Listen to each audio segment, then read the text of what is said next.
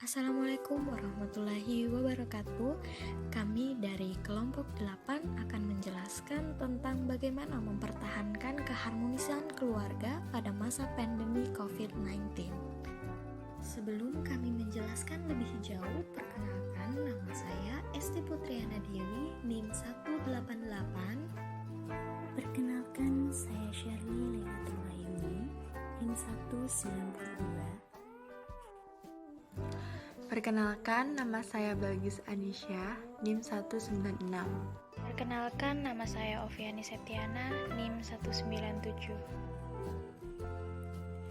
Teman-teman tahu kan kalau keluarga itu adalah hal yang sangat penting. Mempunyai keluarga yang harmonis tentu akan membuat keluarga menjadi lebih bermakna. Akan tetapi, di dalam sebuah keluarga bukan hanya terdapat keharmonisan, tapi juga konflik yang bisa menimbulkan kerenggangan antar anggota.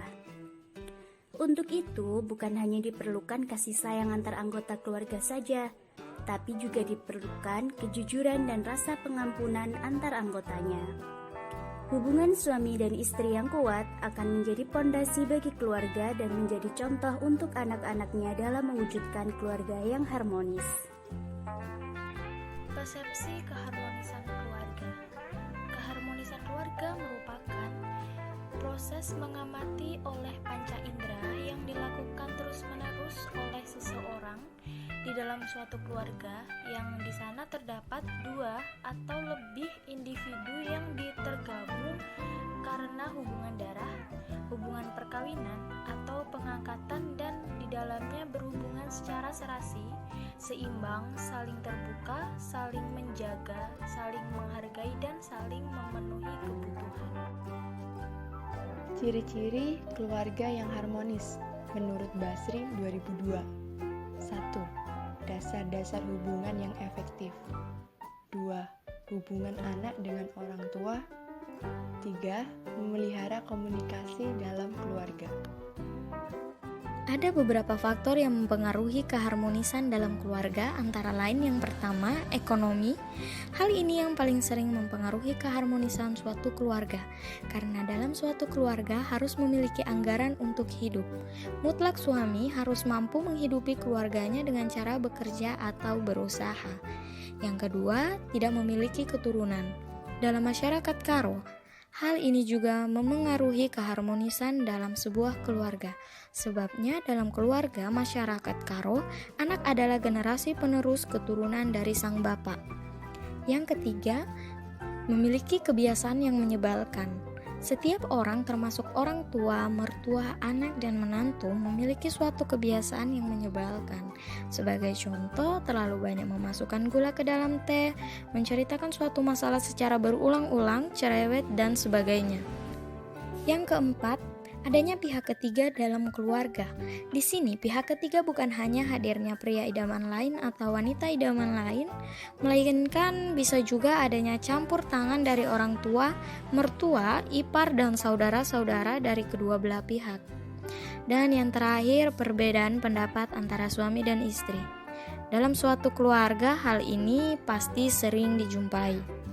Seperti yang dikutip dari laman liputan6.com, studi ungkap orang tua dan anak sering konflik selama pandemi corona COVID-19. Orang tua mengatakan telah melakukan hal tersebut selama beberapa kali atau sering. Frekuensi membentak, berteriak, dan menjerit kepada anak-anak cukup tinggi, dengan 4 dari 10 orang tua mengatakan mereka telah melakukan hal itu beberapa kali atau sering dalam 2 pekan terakhir. Ketika ditanya apakah perilaku tersebut merupakan peningkatan dari perilaku yang biasa mereka lakukan, 19% menjawab mereka jadi lebih sering berteriak atau menjerit, dan 15% mengaku telah meningkatkan pemberian hukuman kepada anak mereka sejak munculnya pandemi. Mengingat bahwa data ini dihimpun pada periode yang relatif awal sejak pemberlakuan lockdown akibat pandemi coronavirus, kita dapat memprediksi angka ini akan terus meningkat dari waktu ke waktu ketika kondisi ekonomi memburuk dan tingkat stres orang tua meningkat, kata Shauna Lee, penulis utama studi tersebut yang juga menjabat sebagai Direktur Parenting di Context Research Lab. Berita lain yang diunggah dari laman BBC News Indonesia. tentang KDRT, perempuan kian terperangkap di tengah pembatasan sosial COVID-19. Saya tak mau menyerah tanpa perlawanan. Kebijakan pembatasan sosial selama pandemi virus corona dianggap melanggengkan kekerasan berbasis gender terhadap perempuan, khususnya kekerasan dalam rumah tangga atau KDRT, dan menghambat penanganan kasus. Kerentanan perempuan terhadap kekerasan, terutama KDRT, meningkat dalam masa pandemi COVID-19. Dibuktikan dengan melonjaknya laporan kekerasan terhadap perempuan pada medium Maret hingga April di sejumlah daerah di Indonesia. Kementerian Pemberdayaan Perempuan dan Perlindungan Anak atau PPPA mencatat per 2 Maret hingga 25 April 2020 terdapat 275 kasus kekerasan yang dialami perempuan dewasa dengan total korban 277 orang. Usaha-usaha yang dilakukan untuk membangun atau mempertahankan kemesraan dan keharmonisan di dalam rumah tangga. Yang pertama, memiliki iman dan kepercayaan kepada Tuhan. 2. Mengasihi pasangan. 3. Kejujuran. 4. Kesetiaan. 5. Murah hati dan pengampun. Di masa pandemi seperti ini, kita dituntut untuk selalu berada di rumah dan secara tidak langsung berinteraksi intens dengan keluarga. Untuk itu, agar keluarga yang harmonis tetap terjaga, kami akan memberikan 13 tips untuk menjaga keharmonisan keluarga. Simak baik-baik ya teman-teman. Tips yang pertama, saling bersikap jujur dan terbuka. Keterbukaan dan kejujuran memang sesuatu hal yang penting bagi kelangsungan sebuah keluarga. Jika teman-teman menyadari hal ini, seharusnya teman-teman tak perlu kompromi lagi untuk selalu terbuka dan jujur terhadap anggota keluarga. Tips kedua, saling berusaha menciptakan suasana yang menyenangkan. Memang seiring dengan berjalannya waktu, sebuah keluarga semakin jarang menemukan kesenangan di antara anggotanya. Maka dari itu, inilah tantangan yang harus dihadapi setiap keluarga. Tips ketiga, hindari sikap emosional dan egois dalam menghadapi masalah. Setiap anggota keluarga pasti memiliki karakteristik yang berbeda-beda, tapi bukan berarti itu menjadi sebab pertengkaran. Ingat ya teman-teman, mengalah bukan berarti kalah. Tips keempat, membuat komitmen jangka panjang dengan pasangan. Dengan adanya komitmen yang kemudian saling disepakati oleh kedua belah pihak, maka kemungkinan besar keharmonisan dalam keluarga akan tercipta. Tips kelima, mengutamakan kebersamaan dalam keluarga. Usahakan untuk memprioritaskan keluarga. Jangan terlalu larut dalam pekerjaan hingga kemudian mengakibatkan keluarga menjadi terabaikan. Membuat waktu berkumpul seminggu sekali di akhir pekan akan membantu menumbuhkan tingginya rasa kebersamaan dan kasih sayang antar anggotanya. Tips keenam, bijak dan tegas dalam menghadapi masalah.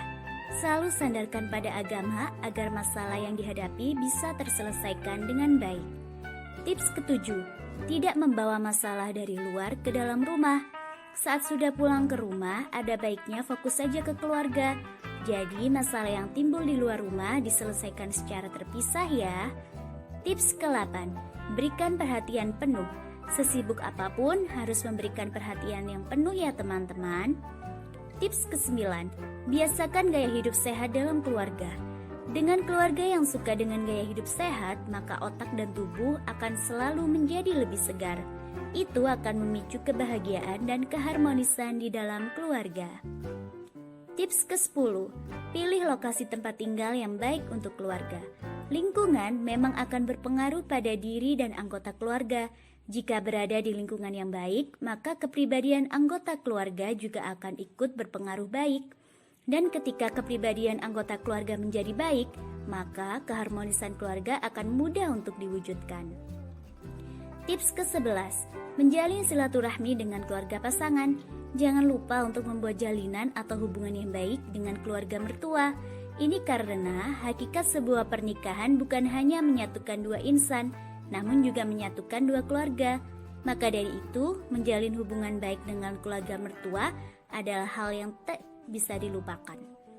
Tips ke-12, Perhatikan lingkungan sekitar dan bersosialisasilah dengan baik. Jika mampu bersosialisasi dengan baik, maka akan mampu membuka peluang keharmonisan keluarga. Karena seseorang yang suka bersosialisasi umumnya akan disukai oleh masyarakat dan akan dijaga keamanan dan kenyamanannya. Nah, untuk tips yang terakhir yaitu hindari main sosmed saat berkumpul bersama keluarga.